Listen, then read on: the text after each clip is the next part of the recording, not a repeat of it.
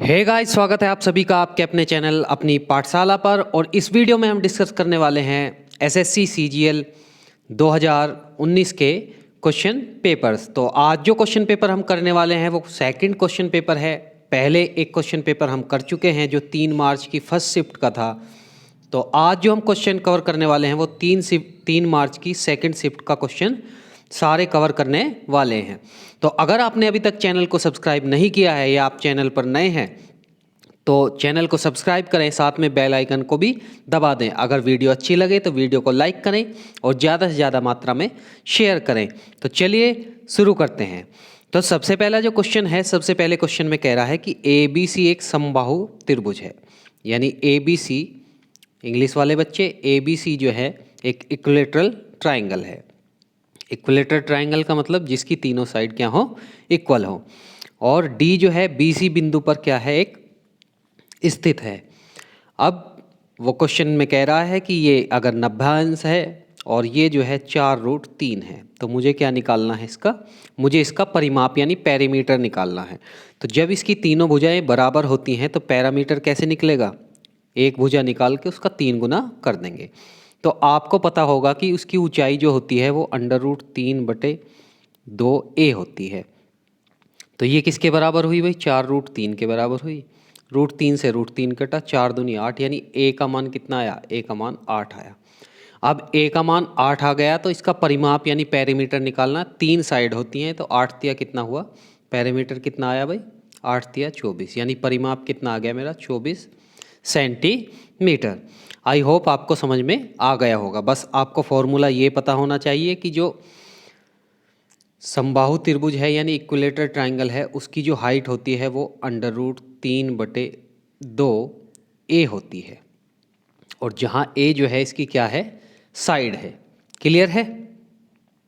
Question number 2 देख लेते हैं कि समानधारिता की दो बोतलों के रस में संतरे का जो रस है 35% और 33 सही 1/3% तक भरा है। सेब के रस को पूरा भरा जाता है और फिर दोनों बोतल की जो सामग्री है एक दूसरी बोतल में खाली कर दी जाती है। तो मिश्रण में सेब के रस का प्रतिशत बताना है, यानी नया जो सेब का रस भरा गया उसका प्रतिशत बताना है। अब देखिए कैसे करेंगे। 35% का मतलब होता है भाई, 35% का मतलब 35/100, यानी कोई 100 लीटर की टंकी थी या धारिता की जो बोतल थी उसमें 35 लीटर भरा हुआ था और 33 सही 1/3 का मतलब होता है 1/3। अब इनकी जो धारिताएं दी हैं, मुझे धारिताएं बराबर दी हैं तो 3 और 100 को मुझे बराबर करना पड़ेगा। 100 से ऊपर नीचे और 3 से ऊपर नीचे। क्लियर है। 35 तिया 105/300 और 100 एकम 100 और 100 तिया 300। क्लियर है। धारिताएं क्या होगी, बराबर। अब देखो कितना भरना है वो नोट करेंगे। तो यहाँ मुझे कितना भरना है, यहाँ भरना है 195, क्योंकि भाई 300 की बोतल है और 105 पहले ही भरा हुआ है। यहाँ कितना भरना है मुझे, यहाँ भरना है 200। और तो कितना भरना है टोटल भरना है 195 और 2 395 है। 195 और 2 395 भरना है। कितने में, 600 में। और गुना 100% से क्या कर दूंगा मैं, गुना, क्योंकि प्रतिशतता निकालनी है। इससे ये कटा, ये कटेगा तो 6 छंग 36, कितना बचा 3, 6 पंजे 30, कितना बचा 5। तो ये आया मेरा 65 सही 5/6%। आई होप आपको समझ में आ गया होगा। नेक्स्ट क्वेश्चन देख लेते हैं, क्वेश्चन नंबर 3 भाई। क्वेश्चन नंबर 3 बहुत आसान क्वेश्चन है। अगर आप लोग जो है इसे सूत्र से करेंगे तो बहुत ज़्यादा टिपिकल पड़ेगा। तो देखिए ऐसे क्वेश्चनों में कोशिश कीजिए कि ज़्यादा से ज़्यादा चीज़ों को आप जीरो कर दें। अब देखिए मैं a को जीरो नहीं ले सकता, क्योंकि अगर मैंने a को जीरो लिया तो यहाँ जीरो, यहाँ जीरो, यहाँ जीरो, यहाँ जीरो, चारों जगह क्या बन जाएगा, जीरो। तो a को मैं जीरो नहीं ले सकता, लेकिन b और c को ले सकता हूँ। b को जीरो लिया यहाँ ख़त्म, c को जीरो लिया यहाँ ख़त्म, b को जीरो लिया यहाँ ख़त्म, c को जीरो लिया यहाँ ख़त्म। तो इतने में क्या बचा मेरा, इतने में बचा a³। इतने में क्या बचा मेरा, a³। क्लियर है। और इतने में बचा मेरा 8a³। प्लस के 2 हैं, माइनस के 8 है, तो माइनस के 6a³। यानी आंसर जो है उसमें भी मेरा 6a³ बनेगा। अब आंसर को चेक कर लेते हैं। पहला answer b0 c0 c0 b0, तो क्या बचा? एक तो 6a बचा, यहाँ a बचा और यहाँ माइनस के a बचा। तो मल्टीप्लाई करी तो माइनस हुआ और 6a³ मेरा आ गया। तो ऑप्शन कौन सा सही हुआ भाई? ऑप्शन हुआ पहला सही। ऑप्शन फर्स्ट जो है मेरा सही आंसर हो गया। आई होप आपको समझ में आ गया होगा। यानी जिसको आप जीरो कर सकते हैं उसको जीरो आप कर देंगे। नेक्स्ट क्वेश्चन देख लेते हैं, क्वेश्चन नंबर 4। क्वेश्चन नंबर 4 में कह रहा है कि अनु एक वस्तु का विक्रय मूल्य उसके उत्पादन की लागत से 25% अधिक अंकित करती है और उत्पादन की लागत 20% बढ़ जाती है, तो जो विक्रय मूल्य है वो 10% वो बढ़ा देती है। तो लाभ का प्रतिशत ज्ञात करना है। भाई मान लिया कोई चीज़ 100 रुपये की थी, तो जो निश्चित कर रही है इससे 25% यानी 125 पर उस पर अंकित कर रही है, यानी निश्चित कर रही है। अब ये 20% बढ़ गया, यहाँ 25% फालतू था, यहाँ 20% बढ़ गया, तो चीज़ अब 120 रुपये की मिलने लगी। कितने की? 120 रुपये की। तो यहाँ जो है उसने कितना परसेंट बढ़ा दिया? 10% बढ़ा दिया। तो अगर किसी का भी 10% निकालना हो तो एक जीरो छुपा लेंगे या 1.5 यानी 12.5 उसने बढ़ा दिया। तो 12.5 बढ़ा दिया तो 137.5 हुआ। अब कोई चीज़ 120 की पड़ रही है, 137.5 की वो बेच रहा है, तो कितने का लाभ हुआ भाई? 17.5 का, 17.5 का। और ये लाभ किस पर हुआ? 120 पर, और गुना 100%। एक जीरो से एक जीरो, एक जीरो से दशमलव, और काटेंगे तो 12 एकम 12, 12 छिक 72, और 6 दशमलव लगा के जीरो, और 12 पंजे 12 छिक 72, और 12 छिक 72 यानी 14.6666 आता चला जाएगा, 14.66। अब ऑप्शन में चेक कर लो 14.6 के आसपास कौन सा है, क्योंकि उसने कहा है कि दशमलव के एक स्थान तक ही सही होना चाहिए। तो कौन सा ऑप्शन हुआ मेरा भाई? Option number 4। आई होप आपको समझ में आ गया होगा। ये क्वेश्चन आप लोग कर लेंगे। आप लोगों को पता होगा कि आपने बोर्ड मास का रूल पढ़ा होगा। बोर्ड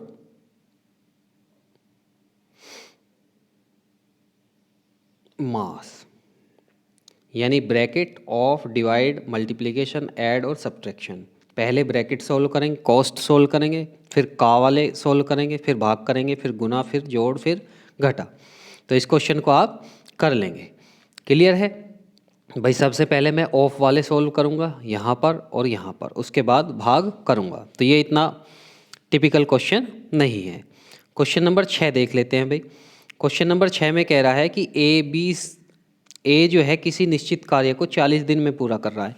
ए जो है 40 दिन में पूरा कर रहा है। बी ए से 25% अधिक कुशल है, और सी जो है बी से 28% अधिक कुशल है। यानी 3 आदमी हैं भाई, ए है, बी है और सी है। तो कह रहा है कि बी जो है ए से 25% अधिक है, यानी ये अगर 100 काम कर रहा है तो ये 125 करेगा। और कह रहा है कि सी जो है वो बी से 28% अधिक कुशल है। 28% इसका अगर निकालेंगे हम तो कितना हो जाएगा? ये हो जाएगा भाई 20% निकाला तो 25 और 160। अब इसको काट लेंगे, इसको काटा तो 5 से 20 पंजे 100, और 5 से 25 पंजे 125, और 32 पंजे 160। ये इसकी कार्य क्षमता आई। अब देखिए, अब क्वेश्चन में कह रहा है कि ए जो है काम को कितने दिन में कर रहा है भाई? 40 दिन में कर रहा है। ये 40 दिन में कर रहा है, तो इसका मतलब 4 दूनी 8, टोटल काम 800 हुआ। टोटल काम कितना हुआ? 800। अब कह रहा है कि वे एक साथ 5 दिन तक काम कर रहे हैं। एक साथ तीनों जो है 5 दिन तक काम कर रहे हैं, A B, B B, C B. तो एक दिन में कितना काम कर रहे हैं भाई? एक दिन में 45 और 30, 75 और 2 77। एक दिन में 77 काम कर रहे हैं, तो 5 दिन में कितना करेंगे? 77 पंजे 5 सत्ते 35, 5 सत्ते 35, 385। 385 काम इसने क्या कर दिया, समाप्त कर दिया। तो कितना काम बचा भाई, 415। 415। अब ये 415 काम किसको करना है, ये 415 काम कह रहा है कि बी कितने दिन में करेगा। तो बी की कार्य क्षमता कितनी है, 25। काम करना है मुझे 415 और 25 के हिसाब से 5 से काटा तो 5 अट्ठे 40, 5 दिया 15, 5 पंजे 25, 16 पंजे 80 और 3, 80 3 83। आई होप आपको समझ में आ गया होगा। अगर समझ में ना आया हो तो एक बार फिर क्वेश्चन को देख लेंगे। क्लियर है। नेक्स्ट क्वेश्चन देख लेते हैं भाई। क्वेश्चन नंबर आज का 7। तो क्वेश्चन नंबर 7 है भाई कि 2 सही 1/3 वर्ष में 10% वार्षिक दर से ब्याज की गणना के अंत में एक निश्चित राशि का चक्रवृद्धि ब्याज जो है 1201 रुपये 60 पैसे होता है। तो धनराशि ज्ञात करनी है। तो देखिए 2 साल तो हुए फ्रेश, 10% का मतलब है कितना, 1/10। 10% का बच्चों कितना मतलब है, 1/10। और दूसरे साल भी कितनी होगी, 1/10। अब तीसरे साल जब 1/3 हो रहा है वर्ष, तो जो दर है वो भी 1/10 में किसकी गुना हो जाएगी भाई, पहले साल 1/10, दूसरे साल 1/10 और तीसरे साल 1/3 गुना 1/10 हो जाएगा। यानी तीसरे साल की जो दर होगी वो 1/30 होगी।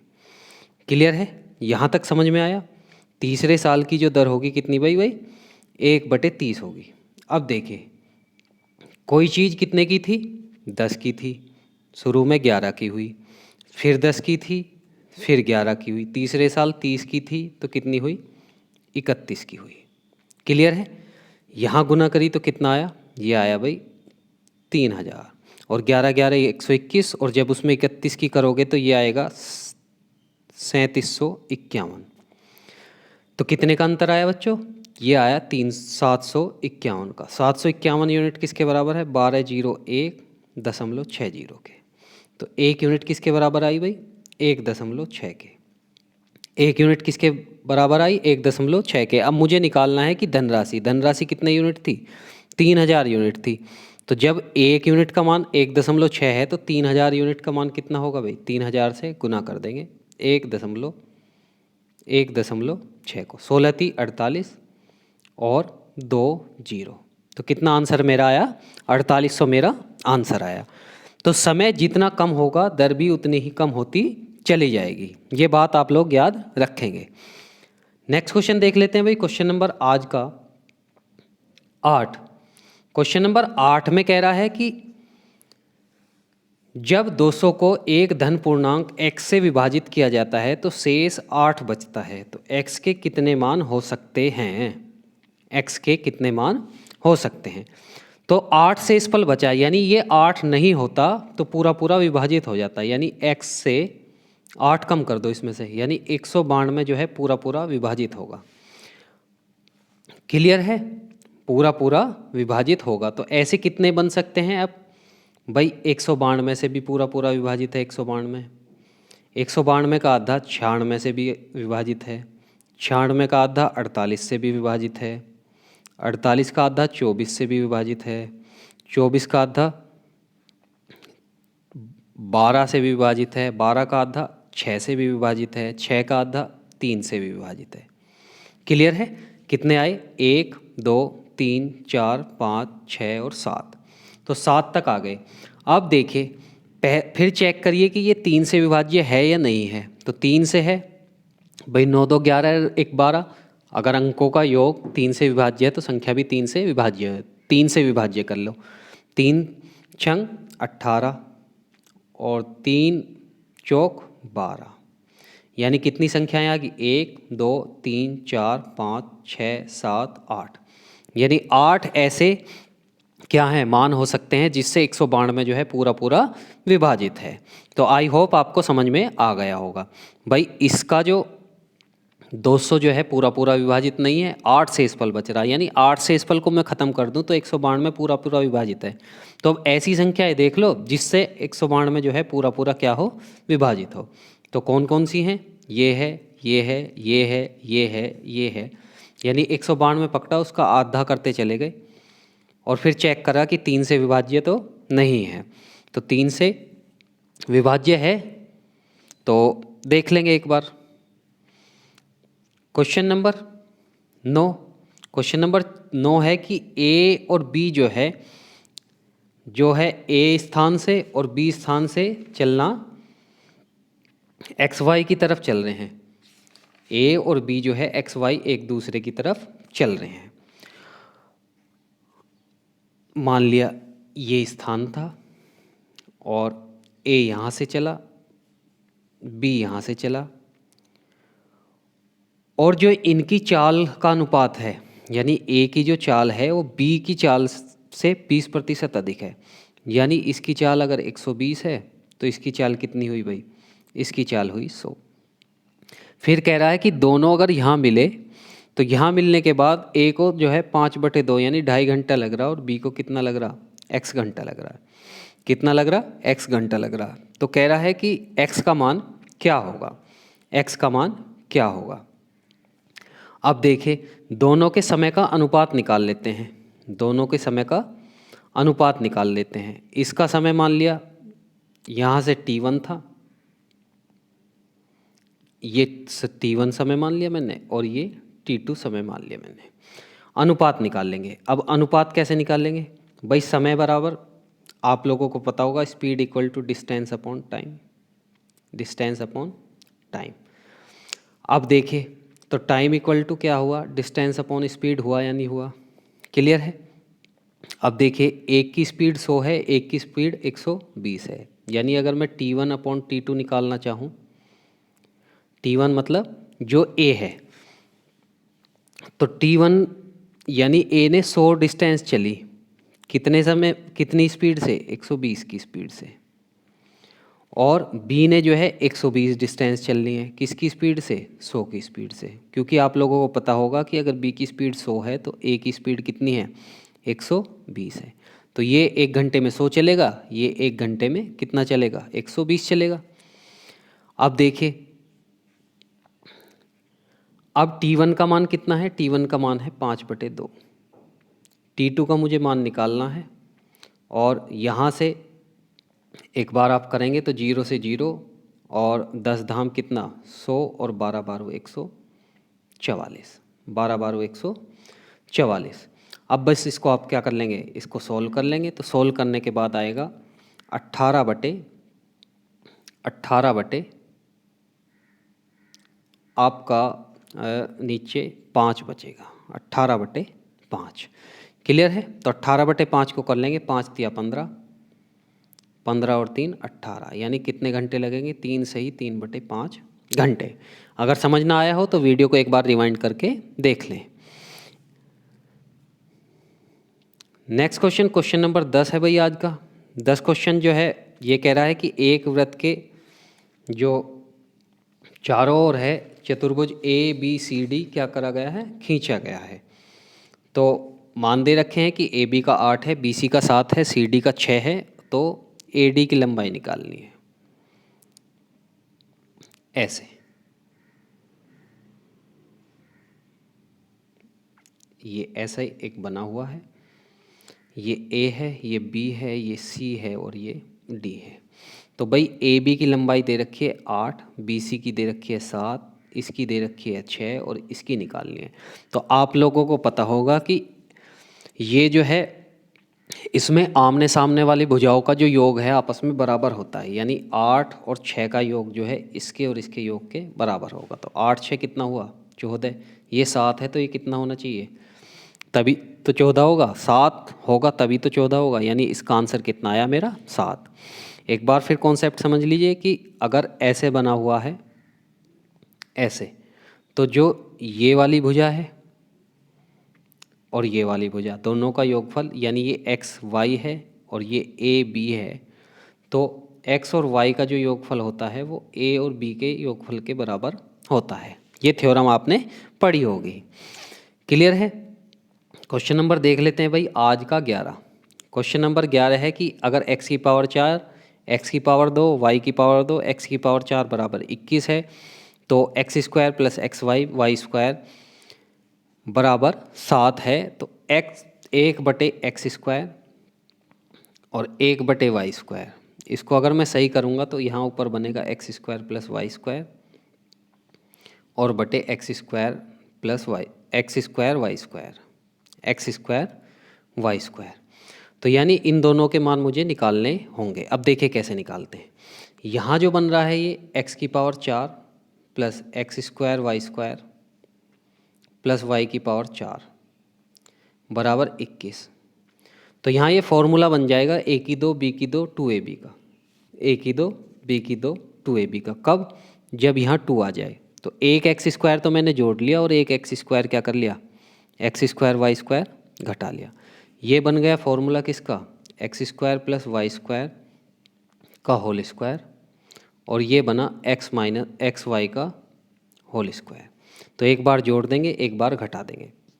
तो जोड़ा तो ये बना x² y² प्लस xy और x² plus y² minus xy। तो इसका मान कितना हुआ भाई, इसका मान हुआ 21। अब आप लोग इस जानते होंगे इसका मान कितना है, 7 दे रखा है, तो इसका मान कितना हुआ, 3 हुआ। यानी मेरा x² y² प्लस xy का मान कितना है, 7 है। तो x² plus y² minus xy का मान कितना आया भाई मेरा, 3 आया। घटा दिया तो ये कटा, माइनस माइनस माइनस प्लस हुआ, 2xy बराबर कितना आया, 2xy आया 4। तो xy कितना आया, xy आया 2, xy 2 हुआ। तो इसका मान कितना आ गया भाई, 2 कम कर देंगे तो 5 आया। यानी x² प्लस y² का मान तो 5 आया। तो ऊपर यही बन रहा था और नीचे x² y² यानी 2। तो 5/2 मेरा क्या है, 5/2 और यहाँ पर स्क्वायर बन रहा है तो 2 का स्क्वायर और कर देंगे तो 5 कितना आ जाएगा बच्चों, 4 मेरा आंसर आ जाएगा। आई होप आपको समझ में आ गया होगा। नेक्स्ट क्वेश्चन देख लेते हैं भाई। क्वेश्चन नंबर आज का 12। क्वेश्चन नंबर 12 है कि 2 sin theta plus 15 cos square theta बराबर 7 है। तो tan theta plus cos theta plus sec theta का क्या करना है, मुझे मान निकालना है। तो एक बार आप लोग जो है इसमें जो है द्विघात समीकरण लगाएं, तो उससे पहले जो है एक बार ट्रायोड चेक करके देख लेते हैं। तो ट्रायोड होते हैं भाई 3, 4, 5 के, जिसमें 5 होता है हमारा कर्ण या हाइपोटेनस। तो एक बार 4/5 रख के देख लो। तो 4/5 रखा, अगर सेटिस्फाई हो गया तो काम हो जाएगा हमारा। तो 4/5 रखा 15, 3/5, 3 × 9 और 5 × 5 = 25। क्लियर है। अब यहाँ पर 25 है और यहाँ कितना है, 5 है। तो यहाँ भी 25 बनाना पड़ेगा। 4 दूनी 8 और 5 से करी 8 × 5 कितना, 40 और प्लस 15 निम्मा 135 और बटे कितना आया, 25। अब देखें 35 और 40 कितना हो गया, 175। 175 को 25 से भाग देंगे 7 और यहाँ भी मेरा क्या आ रहा है, 7 आ रहा है। तो मेरा काम बन गया। यानी साइन की जो वैल्यू है मेरी, साइन की जो वैल्यू है वो कितनी बन गई, 4/5 बन गई। अगर ना बनती तो फिर तो दूसरे तरीके से हम करते ही। अब बस मान निकाल लीजिएगा। मान कैसे निकालेंगे भाई, tan थीटा का वैल्यू जो होगा, tan थीटा का वैल्यू कितना होगा, ये हुआ लंब और ये हुआ कर्ण, ये परपेंडिकुलर और ये हाइपोटेनस। तो 3 आया भाई, 4, 5 का ट्रायोड 3 होता है। तो tan थीटा बराबर कितना आया, 4/3। कोस थीटा बराबर कितना आया भाई, 3/5 और सेक थीटा बराबर आया भाई 5/3। नीचे कितना बना, नीचे बन गया 15। वैसे भी इसे कर लेंगे 5, 4, ये हुआ 9, 9/3 3 और प्लस 3/5। यानी आंसर 3 सही, 3/5 मेरा बन गया। नेक्स्ट क्वेश्चन देख लेते हैं भाई। Question number 13। तो क्वेश्चन नंबर 13 में कह रहा है कि पहली 4 संख्याओं का जो औसत है वो 5वीं संख्या का 3 गुना है। तो अगर 5वीं संख्या अगर x है तो ये इसका 3 गुना है, 3x हुआ। तो ये जोड़ के कितना हुआ, 4x हुआ। क्लियर है। कितना हुआ, जो कह रहा है कि एक बार फिर देख लेंगे क्वेश्चन को कि पहली 4 संख्याओं का औसत 5वीं संख्या का 3 गुना है। औसत जो है 3 गुना है। चार संख्याओं का औसत 3 गुना है, 3x है, तो योग कितना हुआ, 4 तिया भाई 12 हुआ। क्लियर है। पांचवी संख्या कितनी हुई भाई, पांचवी संख्या x हुई, ये 12x हुआ, ये x हुआ। तो अब जो है औसत कितना हो गया, औसत हो गया 13x। कितना आया औसत, औसत जो हुआ 13x बटे 5 बराबर कितना 85.8, 85.8 मेरा आंसर बन गया। क्लियर है भाई। 85 की इसमें करेंगे तो 13x बराबर कितना आया, 13x बराबर आया 429, 429 की 13 × 39 और 13 × 39, यानी x का मान कितना आया मेरा, x का मान आया 33। x का मान कितना आया भाई 33। क्लियर है। नेक्स्ट क्वेश्चन देख लेते हैं, क्वेश्चन नंबर 14। क्वेश्चन नंबर 14 में कह रहा है कि cosec 85 plus theta minus sec 5 theta और टेन ये सब दे रखा है। तो देखिए इसमें जो ये हमारे कोण बनाने हैं थीटा की, आप ऐसी वैल्यू रखो कि जिससे कि ये कोण ऐसे बन जाएगी जो हमारी टेबल में होता है, यानी 0, 30, 45, 60 और 90। तो इसमें 90 कैसे बनेगा 5 से, इसमें 0 कैसे बनेगा 5 कम कर देंगे, इसमें 60 कैसे बनेगा 5 जोड़ देंगे, इसमें 30 कैसे बनेगा 5 कम कर देंगे, यानी थीटा की जगह क्या रख दूँ मैं 5 डिग्री रख दूँ। अब देखिए 5 डिग्री रखा तो यहाँ से क्या बन जाएगा, यहाँ बन जाएगा कोसेक 90। कोसेक 90 की वैल्यू कितनी होती है भाई 1। यहाँ सेक 0, सेक 0 की वैल्यू कितनी होती है भाई 1। यहाँ बन जाएगा टेन 45, तो टेन 45 की वैल्यू कितनी होती है भाई, वो सॉरी टेन 60, तो टेन 60 की वैल्यू कितनी होती है भाई √3। और यहाँ बन जाएगा कोट 30, तो कोट 30 की वैल्यू कितनी होती है भाई √3। इससे ये, तो आंसर मेरा 0 सही आया। क्लियर है। तो आप थीटा ऐसा रख करके देख लिया करो कि जिससे टेबल का हमारा बन जाए। नेक्स्ट क्वेश्चन भाई, क्वेश्चन नंबर आज का 15। तो क्वेश्चन नंबर 15 में जो है ये सब डिटेल दे रखी है बार ग्राफ के अकॉर्डिंग। तो कह रहा है कि कंपनी ए द्वारा 15 और 18 में भर्ती किए गए इंजीनियरों की कुल संख्या का सी तथा डी में 14 और 18 द्वारा इंजीनियरों की कुल संख्याओं का अनुपात होगा। तो ए जो है और बी जो है 15 और 18 में कितना कर रहा है भाई, ए जो है 15 और 18 में कितना कर रहा है, ये 132 और 18 280 और 198, 280 और 198। एक तो कर रहा है 15 में तो ये कर रहा और 18 में ये कर रहा। क्लियर है। तो 18 में कितना करेगा भाई 48 2 50 और 10 60, 100 200 और 60, 260, 260। तो आप लोग एक बार चेक कर लेंगे 510 आया।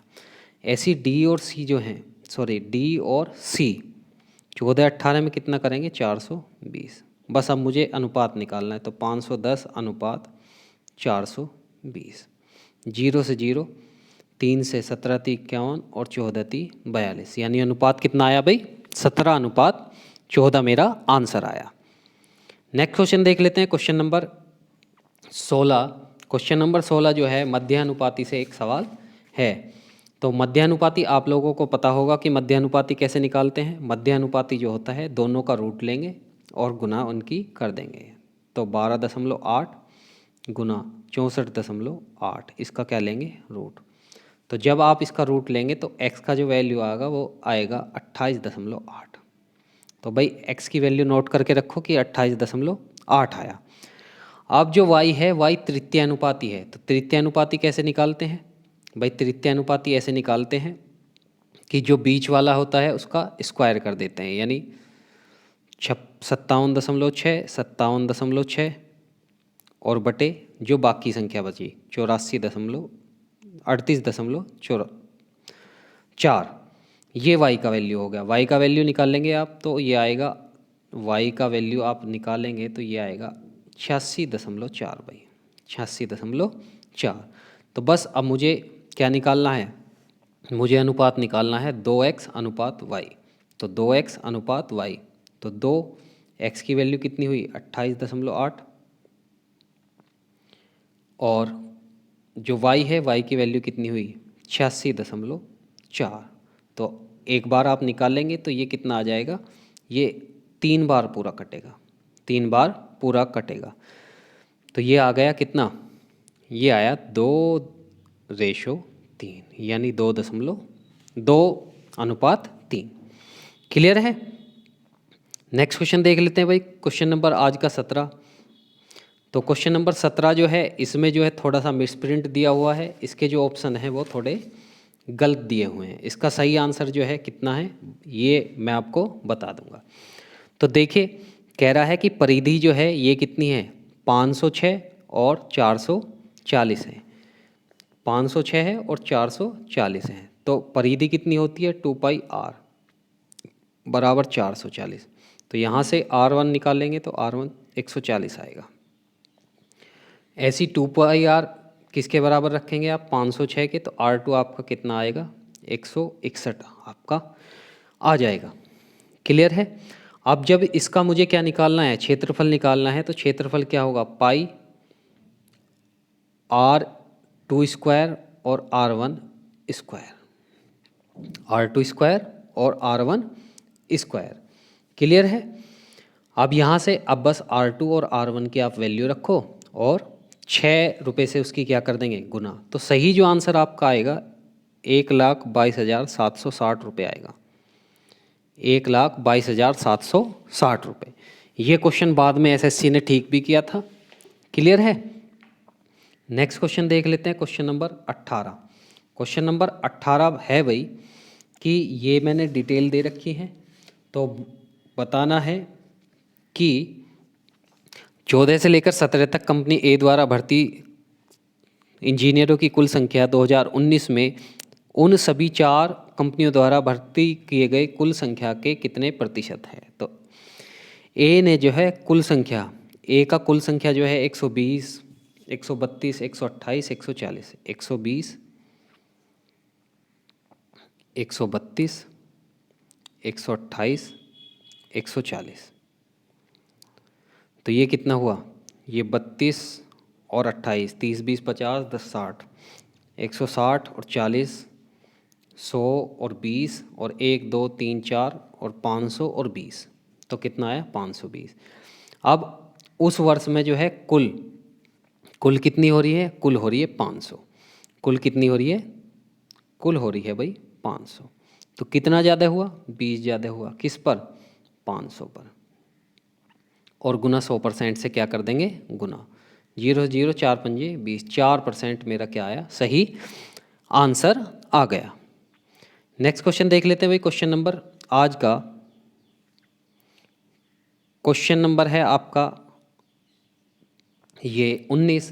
क्वेश्चन नंबर 19 है कि ये डिटेल दे रखी है, तो इसके आधार पर देना है कि ऐसे वर्षों की कितनी संख्या है जो डी कंपनी द्वारा भर्ती गए इंजीनियरों की औसत जो है कंपनी बी द्वारा 6 वर्षों में भर्ती किए जाने वाले औसत संख्या के बराबर है। तो जब आप बी वाला जोड़ेंगे तो बी वाला 642 आएगा। 642 और कितने साल हैं, 14 से लेकर 19 तक हैं, 6 साल हैं, तो औसत कितना आएगा 107। तो आप ये देख लो कि बी जो है उसका 107 कौन कौन से साल में है,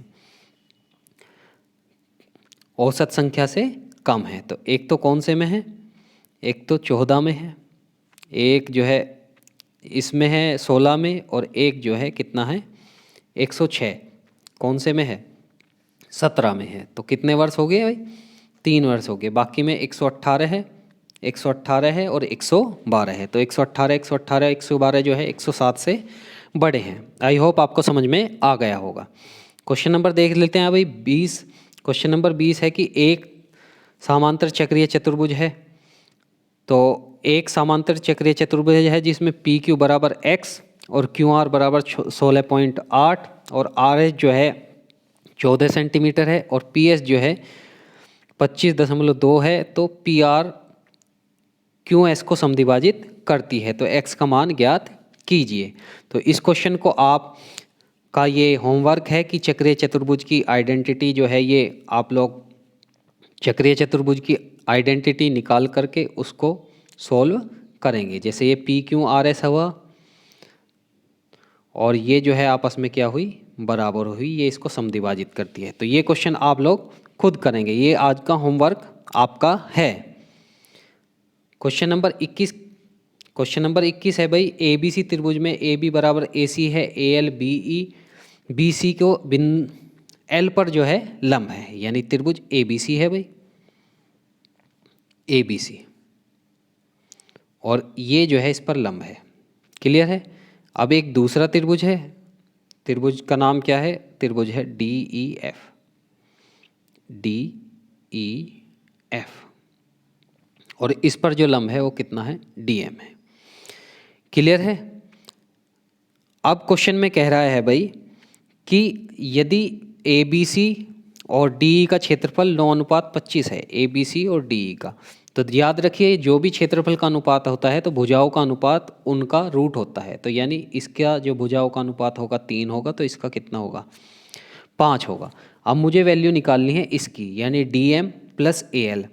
तो D M plus A L, तो डी एम कितनी हुई भाई, डी एम हुई 5 प्लस ए एल कितनी हुई, ए एल हुई 3 बटे D M minus A L, D M 5 और ए एल 3। हर भुजा का अनुपात यही होगा। तो 5 और 3 कितना हुआ भाई, 5 और 3 8 हुआ, और 5 में से 3 गया कितना हुआ, 2।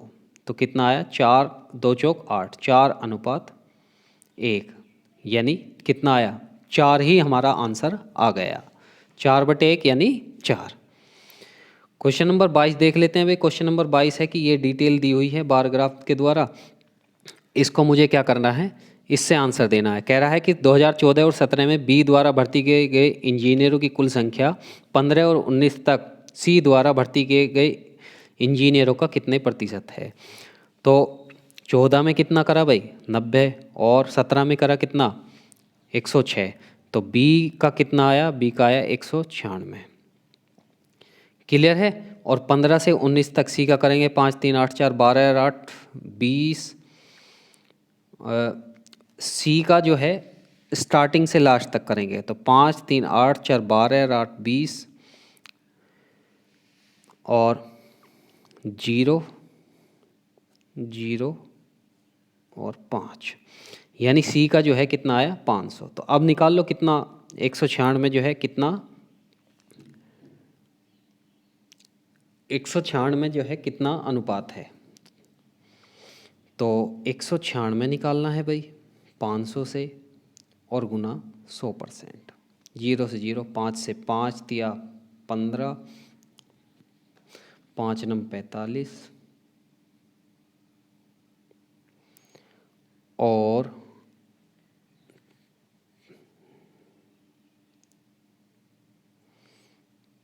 5 दूनी 10। एक बार आप लोग चेक कर लेंगे कहीं कोई मिस्टेक तो नहीं हुई है। क्वेश्चन नंबर 23 भाई, क्वेश्चन नंबर 23 में कह रहा है कि sec theta minus tan theta upon sec theta plus tan theta बराबर 5/3 है। तो सेक थीटा, कोसेक थीटा और कोट थीटा, इन सब की वैल्यू मुझे निकालनी है। तो देखिए एक बार मैं इसको उल्टा कर लेता हूँ, सेक थीटा बटे प्लस टेन थीटा बटे sec theta minus tan theta. Clear है। अब इसमें कंपोनेंटो डिविडेंडो लगा देंगे, तो सेक थीटा बनेगा ऊपर और नीचे बनेगा टेन थीटा, और ऊपर 5 और 3 8, और 5 में से 3 गए कितने, 2, यानी 4/1 बन जाएगा। यानी सेक थीटा का मान 4 और टेन थीटा का मान 1, यानी मेरा आया भाई यहाँ से सेक थीटा बटे टेन थीटा बराबर 4 आया। तो सेक थीटा को बदल देंगे 1/कोस थीटा, और एक इसे बदल देंगे तो साइन थीटा बटे कोस थीटा, और यहाँ मेरा 4 रहेगा। यहाँ कोस से कोस गया, 1/साइन यानी कोसेक बराबर 4 आया। कोसेक थीटा बराबर कितना आया भाई, कोसेक थीटा बराबर 4 आया। तो एक थ्योरम आपने पढ़े होगी कि कोसेक स्क्वायर थीटा बराबर 1 प्लस कोट स्क्वायर थीटा। तो कोट स्क्वायर थीटा की वैल्यू यहाँ से निकालेंगे तो आप लोग कितना आ जाएगा, 15। तो कोट कितना आ गया, कोट आ गया √15, √15। अब वैल्यू बस मैं पुट कर दूंगा। वैल्यू कैसे पुट करूंगा, ऊपर बन रहा है प्लस वाला, तो यानी 4 प्लस √15, और नीचे क्या बन रहा है, 4 माइनस √15। तो देखिए 4 चौक 16 और 15, 16 15 का कितना होता है 1। तो आंसर जो है खाली ऊपर वाला आ जाएगा, यानी a प्लस बी का होल स्क्वायर। तो अब a का स्क्वायर करेंगे तो 4 चौक 16, b का स्क्वायर करेंगे तो 15, 16 और 15 कितना हो गया 41, यानी ऑप्शन ढूंढ 16 और 15, 16 दूनी 32, एक कम 31, यानी ऑप्शन ढूंढेंगे जिसमें स्टार्टिंग में 31 आ रहा हो। तो 31 किस में है, 31 है फोर्थ में। क्वेश्चन नंबर 24 भाई, क्वेश्चन नंबर 24 में कह रहा है कि यदि x square plus 3x plus 1 बराबर 0 हो तो x की पावर 6 प्लस 1 अपॉन एक्स की पावर 6। तो यानी यहाँ से अगर मैं x प्लस 1 बराबर माइनस के 3x हुआ और यहाँ से निकाला x प्लस 1 अपॉन एक्स बराबर कितना माइनस के 3। क्लियर है। अब एक्स स्क्वायर वाल प्लस 1/x स्क्वायर निकाला तो कितना आया 3 तिया 9 और 2 कम 7। अब मुझे क्या निकालना है, क्यूब और करना है। क्यूब करना है तो 7 49 7 343, 343 में से 7 या 21 माइनस कर दूंगा तो 21 माइनस करा, 3 में से 1 गया 2, 322 मेरा सही आंसर आ गया। क्लियर है। नेक्स्ट क्वेश्चन देख लेते हैं भाई, आज का क्वेश्चन नंबर लास्ट और क्वेश्चन नंबर 25। तो क्वेश्चन नंबर 25 में कह रहा है कि एक डीलर किसी वस्तु का मूल्य क्रय मूल्य से 40% अधिक अंकित करता है। यदि अंकित मूल्य पर 20% 25% के 2 बट्टे देती है तो कह रहा है कि उसे 140 रुपये की हानि होती है। वस्तु का क्रय मूल्य निकालिए। मान लिया वस्तु का क्रय मूल्य मैंने 100 यूनिट माना, तो उसने जो उस पर काउंट करा 144 लिखा। 144 पर 20% का पहले बट्टा दिया। 20% का मतलब है कि 10% का मतलब 14, 140 सॉरी यहाँ पर गलती हुई थोड़ी सी, 140 का 20% कितना हुआ भाई 14 दूनी 28, 28 कम करा तो 112 बचा। अब यहाँ फिर 25% का फिर दिया। 25% का मतलब कितना है आधे का आधा, यानी अगर मैं करूँ 4 दूनी 8 और 4 तिया 12 भाई 112 का 4, 4 दूनी 8 4 अट्ठे 32, यानी 28 का दे दिया। 28 का दिया तो 28 कम करेंगे तो इसमें एक कितना बचा 84। अब कह रहा है कि इसमें और इसमें जो अंतर है वो कितने का है 140 का। तो 100 और 84 का अंतर कितना है 16 यूनिट। 16 यूनिट का मतलब कितना है 140। तो 1 यूनिट का मान निकालूंगा मैं, तो 1 यूनिट का मान कितना आया 100 यूनिट का निकाल लूँ तो 100 यूनिट जो होगा 140 बटे 16 और गुना 100, 25 चौका 100, 4 चौक 16, 4 तिया 12 और 4 पंजे 20, 35 और 25 की गुना करेंगे तो ये कितना आ जाएगा 875 हमारा आंसर आया। क्लियर है। आई होप आपको समझ में आ गया होगा। अगर समझ में ना आया हो तो वीडियो को एक बार रिवाइंड कर लेना। तो ये वीडियो यहीं तक थी। वीडियो आपको कैसी लगी कमेंट बॉक्स में मुझे कमेंट करके ज़रूर बताएं। अगर वीडियो अच्छी लगी हो तो वीडियो को लाइक करें, शेयर करें और चैनल को सब्सक्राइब करें।